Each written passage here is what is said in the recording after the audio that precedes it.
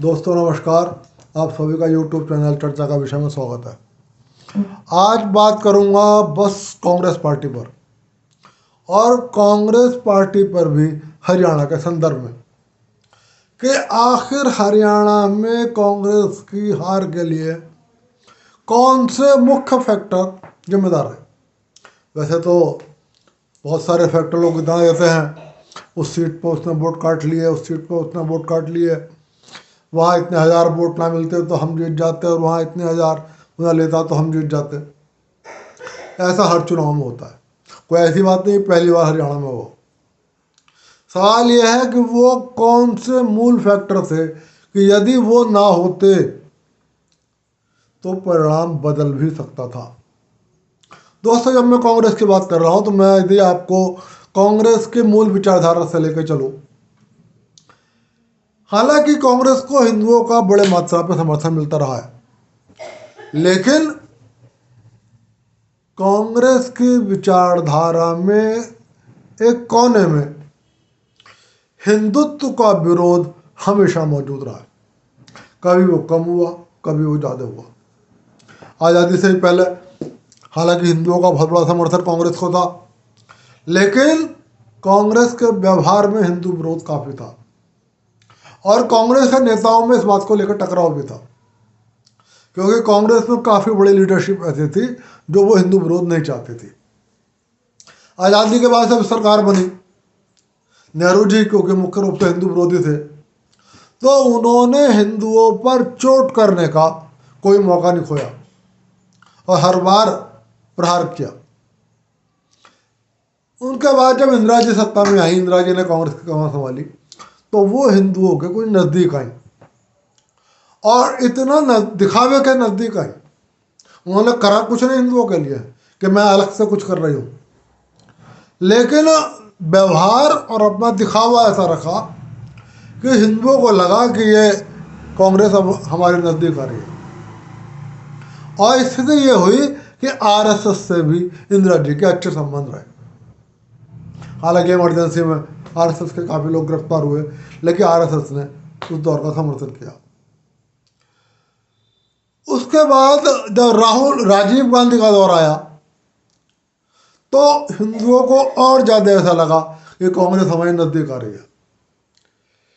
कांग्रेस ने उस समय अयोध्या में राम जन्मभूमि का ताला खुलवाया और राजीव गांधी ने भी अपना ये व्यवहार ऐसा रखा जिससे हिंदुओं को ये लगा कि कांग्रेस हमारे नज़दीक आ रही है और कांग्रेस हमारी पार्टी है। लेकिन दुर्भाग्य ऐसा रहा कि राजीव गांधी को उनके अपनों ने ही छीन लिया। हालांकि कहानियाँ बहुत है कि लिट्टे ने मार दिया, ये सब मार दिया, ये सब साधन थे, लेकिन मैं ये कभी नहीं मानता कि राजीव गांधी की हत्या लिट्टे ने करी। राजीव गांधी की हत्या उनका षड्यंत्र उनके अपनों के बीच में रचा रहा, इस बात को पूरा देश जानता है। और इसीलिए उस हत्या की बहुत गहराई में जांच नहीं होने दी खुद कांग्रेस पार्टी के अंदर, खुद कांग्रेस पार्टी ने। जब राजीव गांधी की हत्या हो गई तब सोनिया जी ने कांग्रेस की कमान संभाली। ये वो दौर आया जब कांग्रेस पूरी तरीके से हिंदू विरोध में उतरी है और जवाहरलाल नेहरू से भी ज़्यादा हिंदू विरोध में कांग्रेस खड़ी दिखाई देने लगी। जब डॉक्टर मनमोहन सिंह की सरकार बनी कांग्रेस की, तो कई षड्यंत्र हुए हिंदुओं के खिलाफ। राम जन्मभूमि के मसले पर कांग्रेस पार्टी ने 20 वकील जो मतलब कांग्रेस के नेता थे, कांग्रेस के मंत्री भी थे, वो सुप्रीम कोर्ट में खड़े हुए। बड़ा क्लियर कट मैसेज गया कि कांग्रेस पार्टी किसी भी कीमत पर हिंदुओं के विरुद्ध है। जब 2014 में कांग्रेस पार्टी हार गई और भाजपा सत्ता में आ गई, तो एक कमेटी का गठन हुआ AK एंटोनी की अध्यक्षता में। बहुत पुराने कांग्रेसी और बहुत ईमानदार कांग्रेसी, और वो ईसाई थे। उन्होंने अपनी रिपोर्ट में बताया कि कांग्रेस इसलिए हार गई कि उसकी छवि हिंदू विरोध की बन गई। कांग्रेस को अपनी छवि को बदलना होगा। सोनिया जी ने एक एंटोनी को ही ठिकाने पर लगा दिया। उनके परिवार के स्वाभिमान को इतनी चोट लगी कि उनका बड़ा बेटा ही भाजपा में शामिल हो गया। अब आता है दौर राहुल गांधी का। राहुल गांधी राजनीति में उतरते हैं। पहले ये मंदिर मंदिर जाते हैं और इनको लगता है कि सॉफ्ट हिंदुत्व की राह पर चलकर हम हिंदुओं को अपने थोड़ा नज़दीक लाने का प्रयास कर सकते हैं। लेकिन राहुल गांधी के मेंटर थे और मेंटर हैं सैम पित्रोदा, बहुत बड़े हिंदू विरोधी हैं। उनका हर पल इसी बात में गुजरता है कि हिंदुओं का विरोध कैसे किया जाए, और इस बात में उनको विशेषज्ञता हासिल है। इसी बात के वो विशेषज्ञ। वो ये नहीं चाहते थे कि कांग्रेस पार्टी या गांधी परिवार हिंदुओं के नज़दीक जाए। वो ये चाहते थे कि कांग्रेस का रुख हिंदू विरोधी बना रहे। चूंकि वो राहुल गांधी के मेंटर भी थे, तो राहुल गांधी एक तरफ मंदिर मंदिर जा रहे थे और दूसरी तरफ अनेक बार उन्होंने ऐसी बयानबाजी करी जिसकी वजह से वो हास्य का पात्र भी बने, और संदेश ये गया कि राहुल गांधी हिंदू समाज को मूर्ख बनाने का प्रयास कर रहा है और वो हिंदुओं के नजदीक नहीं जा सके। अब आता है 2024 का चुनाव। 2024 के चुनाव में कांग्रेस ने हिंदुओं के पास जाने का कोई प्रयास नहीं किया। उसने एक अलग खेल खेला और दो फैक्टर ने कांग्रेस को 2024 के चुनाव में बढ़त दिला दी। एक फैक्टर था खटाखट स्कीम, ये आपको 6,500 या 8,500 रुपये महीना मिलेंगे और कांग्रेस की सरकार जीतते ही अगले महीने जुलाई की 1 तारीख को आपके खाते में 1 लाख रुपये आ जाएंगे। इस स्कीम के झांसे में बहुत लोग आए और गरीब हिंदू भी, गरीब मुसलमान भी, और मैं कहूँगा मध्यम वर्ग भी आया। और कांग्रेस भाजपा के कुछ नेताओं के अति उत्साही बयानों के चलते कि 400 पार आएगा तो हम संविधान बदलना है, ये बदलना है, वो एक नैरेटिव सेट करने में सफल रहे कि आरक्षण खतरे में है, जबकि ऐसा था नहीं। इसने कांग्रेस को बढ़त दिला दी। हालांकि भाजपा जीती है, कांग्रेस हारी, लेकिन एक मीडिया में यह हाइप हो गया कि जैसे कांग्रेस चुनाव जीत गई। खुद नरेंद्र मोदी ने कहा कि साहब राहुल जी के आसपास ऐसे लोग हैं जो उन्हें ये बता रहे हैं कि 293 से ज़्यादा 99 है। इस यहाँ से एक गेम चेंज ये होता है, कांग्रेस को ये लगता है अचानक कि हमें हिंदू वोट की जरूरत नहीं है, हम हिंदू को बांट कर उसका वोट ले लेंगे, और वो हिंदू विरोध की राजनीति करती हुई नजर आने लगती है। अचानक हम देखते हैं राहुल गांधी के भारत में, भारत से बाहर, लोकसभा के पटल के अंदर, लोकसभा के बाहर, वो जो बयान देते हैं वो सीधे सीधे हिंदुत्व का विरोध नहीं करते, लेकिन उनके बयानों का सार ये होता है कि कांग्रेस पार्टी ने हिंदुओं को पराजित कर दिया। कांग्रेस पार्टी के पास प्रवक्ता नहीं है। जो प्रवक्ता हैं उनका शैक्षिक स्तर शून्य है और वो पता नहीं कहाँ से उनको लेकर आते हैं। कई बार आपने कुछ शहरों में कुछ ऐसे मोहल्लों से गुजरे होंगे कि जहाँ आपको आदमी, महिलाएं, बच्चे इतने भद्दे शब्दों का इस्तेमाल करते हुए लड़ते दिखे होंगे कि आपको अपने कान बंद करने पड़ते हैं। कांग्रेस के प्रवक्ता ऐसा लगता है जैसा उसी मोहल्ले से आए हो। वो गंदी से गंदी भाषा जानते हैं, तर्क नहीं होता उनके पास, एंकर के प्रश्न का जवाब नहीं होता, विरोधी के प्रश्न का जवाब नहीं होता, लेकिन उनका भी स्तर यह होता है, कहने का सार यह होता है कि हमने हिंदुओं को पराजित कर दिया, कांग्रेस पार्टी ने हिंदुओं को पराजित कर दिया। और यही मैसेज हरियाणा में चला जाता है। हरियाणा के चुनाव में, लोकसभा चुनाव में दोनों ने 5-5 सीटें जीती। कांग्रेस को लगा कि केंद्र में तो सबको पता ही था राहुल गांधी प्रधानमंत्री नहीं बनेंगे, तब भी 5 सीटें जीत गए। प्रदेश में लगता होता है कि कांग्रेस की सरकार बन सकती है, तो इसलिए जीत निश्चित है।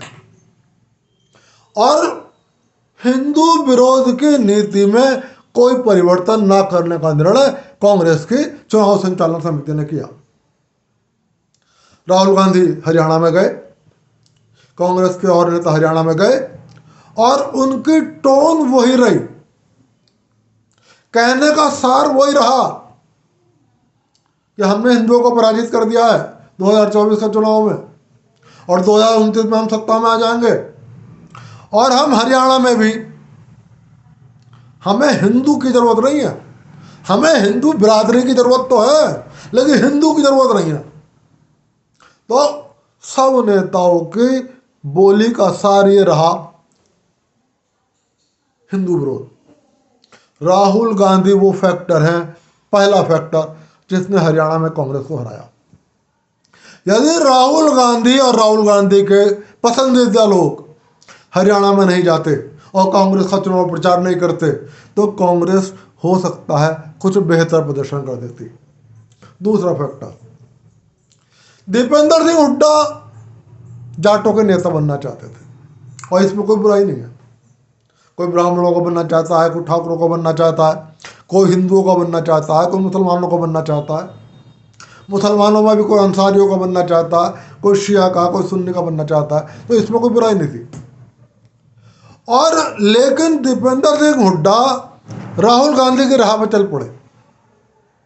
उन्होंने जातिवादी भाषणों को पर केंद्रित होते हुए जातिवाद की सीमा को लांघ दिया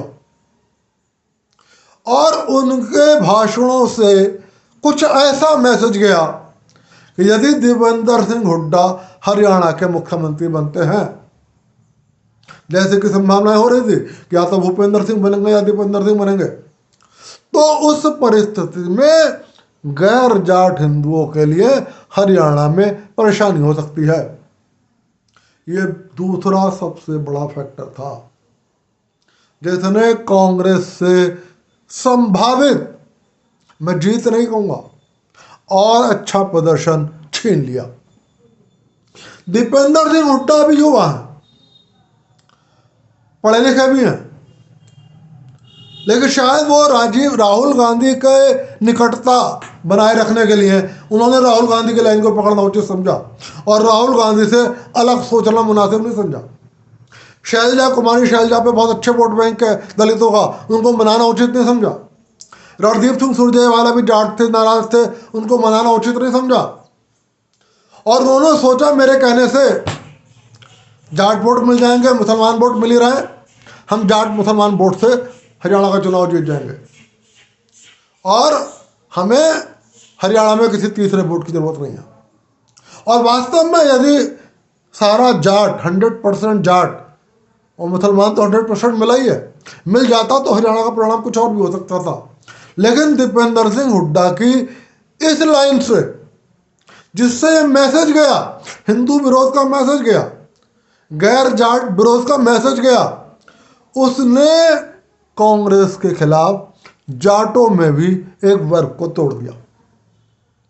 इसलिए मैं ये कहूंगा, हरियाणा में कांग्रेस की हार के लिए दूसरा व्यक्ति यदि कोई जिम्मेदार है तो वो दीपेंद्र सिंह हुड्डा है, न रणदीप सिंह सुरजेवाला है और न कुमारी शैलजा है। यदि दीपेंद्र सिंह हुड्डा अपने एक सही लाइन पकड़ लेते और राहुल गांधी और उनकी टीम हरियाणा चुनाव से बाहर रहती और राहुल गांधी के टीवी चैनलों पर जाने वाले प्रवक्ताओं को बस चुप रहने के आदेश दे दिए जाते या कहा जाता कि आप जाके कुछ मत बोलो, जाओ मत, तो भी कांग्रेस कुछ अच्छा प्रदर्शन कर देती। तो इसलिए मैं कहूँगा कि कांग्रेस की हार के कारण राहुल गांधी और कांग्रेस के प्रवक्ता जो टीवी चैनलों पर जाकर बदतमीजी करते हैं, और दूसरा बड़ा फैक्टर दीपेंद्र सिंह हुड्डा जिन्होंने हिंदू विरोध की लाइन पकड़ी। यदि ऐसा ना होता तो कांग्रेस कुछ अच्छा कर सकती थी। दोस्तों, आज की बात यहीं तक। वीडियो पसंद आए तो लाइक कर देना, चैनल को सब्सक्राइब कर देना। फिर मिलूंगा किसी विषय पर। आप सभी को मेरा नमस्कार।